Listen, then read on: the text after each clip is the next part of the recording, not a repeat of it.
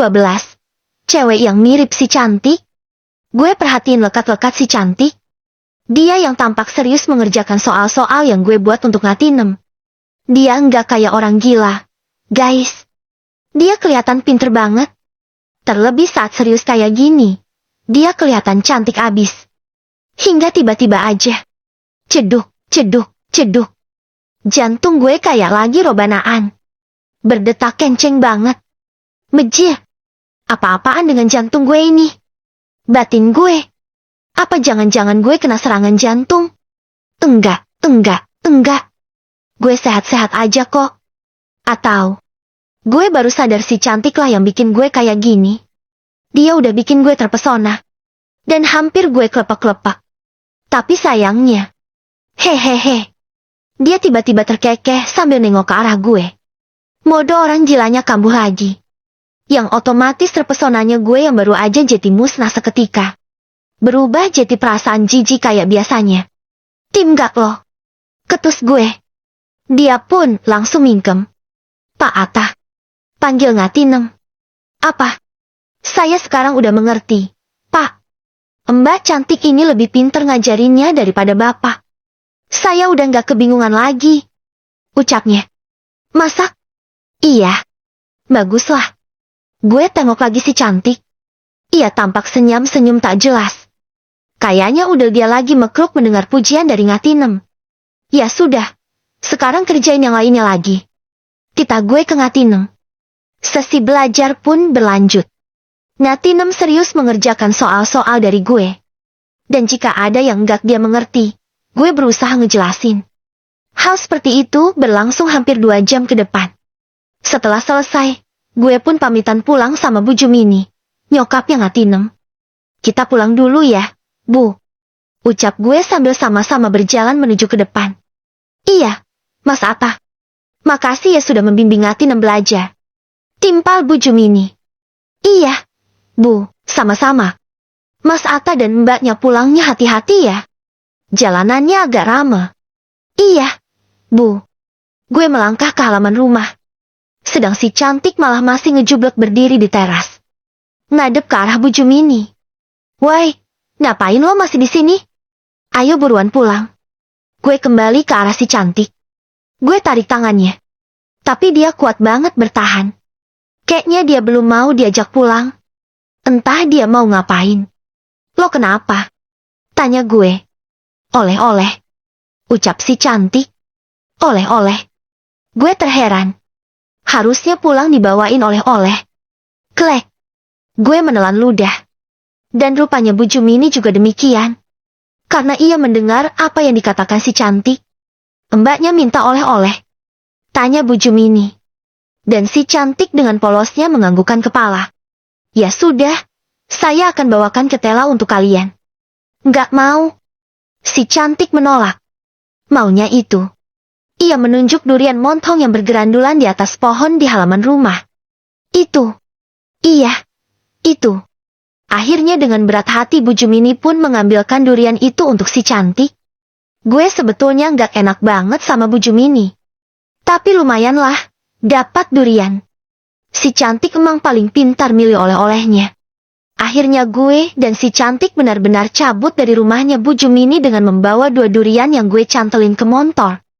Tetap si cantik gue boncengin di depan kayak biasanya. Kayak 4K TK sama bapaknya. Lo pengen makan apa? Lo pasti udah lapar, kan? Tanya gue di tengah-tengah perjalanan. Hampir si cantik menuding KFC yang sedang kita lewati. Gak usah aneh-aneh minta makannya. Lo tuh orang gila, bukan sultan. Jeti milih makannya yang murah-murah aja. Ucap gue yang langsung bisa mengantisipasi. Mewanti-wanti agar dia ngelunjak. Kita beli mie ayam aja ya. Mau enggak? Si cantik menganggukkan kepalanya. Sip. Kalau gitu gue akan ngajakin lo ke warung mie ayam langganan gue. Gue mengemudikan si Ayang semakin kencang. Melewati jalanan padat di sore hari ini. Si cantik berteriak-teriak girang karena terkena terpaan angin. Gue udah biasa dengan sikap si cantik yang kayak gini. Malahan kegirangan dia ikut nular ke gue. Gue juga ikut ketawa-tawa menikmati angin yang berhembus ke wajah gue. Semua penghuni jalan ternyata pada ngelihatin gue dan si cantik. Mereka mungkin menganggap aneh kita berdua. Apa lo lihat-lihat? Mau gue culek mata kalian? Gue nggak terima. Emang mereka kira gue orang gila apa? Yang gila kan cuma si cantik. Gue nggak. Selang beberapa menit, akhirnya gue dan si cantik sampai di warung mie ayam langganan gue. Warung sederhana tetapi dengan pengunjung yang membludak. Gue sih menduga si pemilik warung punya pesugihan. Gue hampir ingin berguru ke dia. Gue dan si cantik segera masuk ke dalam warung. Gue langsung menghampiri si pemilik warung. Pak, mie ayamnya 2. Enggak pakai ayam. Ucap gue ke si bapak-bapak berkumis di rebonding tersebut. Minumnya apa? Tanya dia. Air putihnya gratis. Kan? Pak? Tanya gue. Iya. Ya udah, air putihnya 2. Pakai gula ya, Pak? Dikasih es yang banyak. Si penjual mie ayam menganggukkan kepalanya tapi sambil menelan ludah mendengar pesanan gue. Gue segera ajak si cantik duduk di bangku yang kosong. Duduk saling berhadap-hadapan. Cantik. Panggil gue ke si cantik. Si cantik hanya senyum-senyum tak jelas menanggapinya. Karena lo tadi udah bantuin pekerjaan gue. Gue jadi pingin ngasih hadiah ke elo. Ucap gue ke si cantik. Mumpung hati gue lagi kayak malaikat. Lo pengen hadiah apa? Tanya gue. Hehehe. Si cantik malah terkekeh. Jawab. Woi. Jawab. Bukan malah ketawa. Hehehe. Dia malah kembali terkekeh. Lo gila ya? Maki gue. Iya. Dia kan emang gila. Ngapain gue ngatain dia gila? Lo pengen hadiah apaan? Gue mengulangi pertanyaan gue. Si cantik awalnya terdiam. Tetapi kemudian ia tiba-tiba menengok ke samping. Ia melihat ke arah cewek yang tengah berdandan di bangku seberang. Gue kebingungan. Tetapi kemudian gue tahu apa yang dimaksud si cantik. Lo pengen hadiah make up kayak punyanya wanita itu? Tanya gue. Dia terkekeh. Itu tandanya tebakan gue benar. Gue kan pintar. Buat apa? Lo mau ngereok dengan make up itu? Hahaha. Gue tertawa. Habis lucu aja. Masak orang gila mau dandan segala. Tetapi seketika mata si cantik tampak berkaca-kaca mendengar cemoohan gue. Dia sakit hati kali. Lo kenapa? Tanya gue. Dia diem, sambil memberenggut. Dan kayaknya udah ada air yang menggantung di kedua matanya. Iya, nanti gue akan beliin. Gitu aja pakai mau nangis segala. Ucap gue akhirnya. Hehehe. Si cantik langsung terkekeh kembali. Enggak jadi nangis. Si penjual mie ayam berjalan mendekat. Dia membawakan mie ayam dan minuman pesanan gue. Dia segera meletakkannya di atas meja. Pak. Panggil gue sebelum si penjual mie ayam melenggang pergi dari hadapan gue. Ada apa? Suaranya sedikit ketus. Enggak tahu kenapa. Gorengannya berapaan? Pak. Gue menunjuk mendoan, rolade, dan tahu susur yang tergeletak di hadapan gue. Yang bikin gue sedari tadi menelan ludah. Pengen, tapi masih sayang sama duit gue. 2.000 dapat 3. Jawab si penjual mie ayam. Kalau cuma remukannya, gratis kan, Pak? Iya. Si penjual gorengan membenarkan tapi sambil memberenggut. Setelah itu, ia pun melenggang dari hadapan gue. Yes. Gue pun girang. Gue ambilin remukan gorengan buat teman gue makan mie ayam. Gue akan ambil sebanyak-banyaknya sampai nggak bersisa. Mumpung gratis. Hehehe. Malahan tim-tim gue juga nitilin remukan gorengan yang masih melekat di gorengannya. Hingga gorengan-gorengan tersebut jadi berbentuk gundul, enggak ada tepungnya lagi. Ini adalah taktik luar biasa yang mbah gue ajarkan. Lo nggak ambil gorengan juga? Ucap gue ke si cantik. Si cantik pun langsung mengulurkan tangannya. Ia hampir mengambil bulatan rolade. Tetapi dengan cekatan. Peletak. Gue hempaskan tangannya dia. Ambil remukannya. Jangan gorengannya. Titah gue. Si cantik pun patuh sambil menelan ludah. Akhirnya kita makan mie ayam sambil ngemil remukan gorengan. Tetapi saat hendak mengambil remukan-remukan tersebut, gue nggak sengaja memperhatikan alas koran di permukaan nampannya. Alas koran yang ada sebuah gambarnya. Gue memperhatikannya lekat-lekat.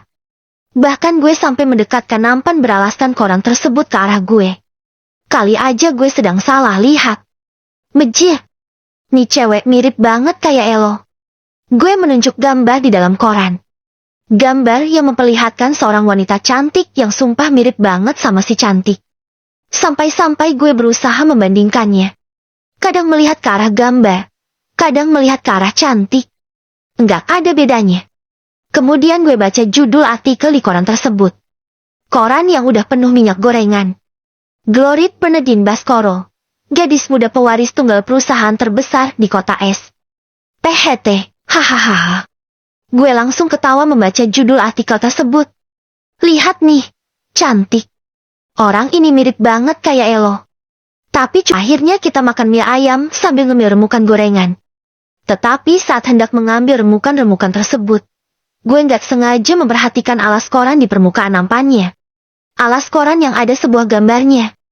Gue memperhatikannya lekat-lekat. Bahkan gue sampai mendekatkan nampan beralaskan koran tersebut ke arah gue. Kali aja gue sedang salah lihat. Mejir. Nih cewek mirip banget kayak Elo. Gue menunjuk gambar di dalam koran. Gambar yang memperlihatkan seorang wanita cantik yang sumpah mirip banget sama si cantik. Sampai-sampai gue berusaha membandingkannya. Kadang melihat ke arah gambar, kadang melihat ke arah cantik. Enggak ada bedanya. Kemudian gue baca judul artikel di koran tersebut. Koran yang udah penuh minyak gorengan.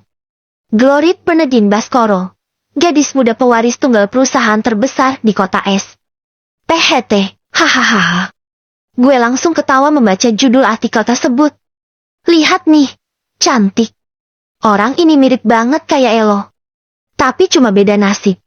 Dia cewek kaya raya pewaris perusahaan, sedang Elo cuma cewek gila yang punya suami kere kayak gue. Hehehe. Si cantik hanya terkekeh mendengar ucapan gue. Rupanya dia juga geli dengan keadaan tersebut. Tapi nggak apa-apa, disyukurin aja. Walau lo nggak seberuntung dia, lo punya gue yang tampan ini. Juga selain tampan, gue orangnya penyayang. Gemati kalau sama keluarga. Jadi lo nggak perlu khawatir. Gue jamin kebahagiaan lo. Gue tepuk-tepuk pundak si cantik. Maksud gue biar dia nggak benar-benar terpuruk dengan nasib hidupnya dia. Kan berabe kalau misalnya dia tiba-tiba ingin mutusin bunuh diri. Tapi ngomong-ngomong, emangnya ada ya orang gila yang pengen bunuh diri? Gue bertanya-tanya. Ngapain gue pikirin? Lanjut makan aja lah. Gue lahap kembali mie ayam di hadapan gue.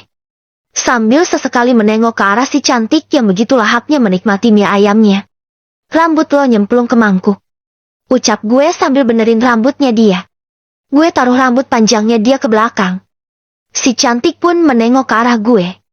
Ia tersenyum ke arah gue. Tumben, senyumannya manis banget. Bibirnya jadi pengen gue emut. Si cantik tiba-tiba mengulurkan tangannya ke arah gue. Lo mau ngapain? Tanya gue kebingungan. Tetapi kemudian, srek. Dia ngelap bibir gue. Kayaknya dia bermaksud ngelap cemong makanan yang nempel di bibir gue.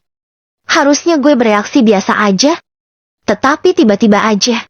Cedak, ceduk, cedak, ceduk. Jantung gue berdetak kencang banget kayak tadi. Guys. Berdiskoria. Aneh banget. Wajah gue juga jadi memanas. Gue salah tingkah.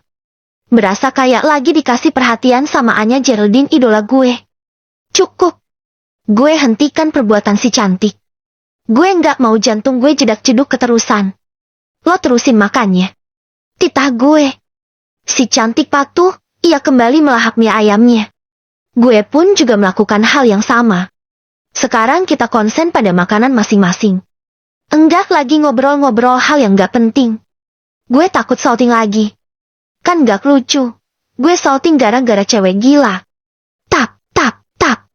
Si penjual mie ayam berjalan sambil membawa nampan berisi beberapa mie ayam. Kayaknya dia mau mengantarkan mie ayam itu ke pelanggan di seberang bangku gue dan si cantik. Astagfirullah. Tiba-tiba si penjual mie ayam memekik.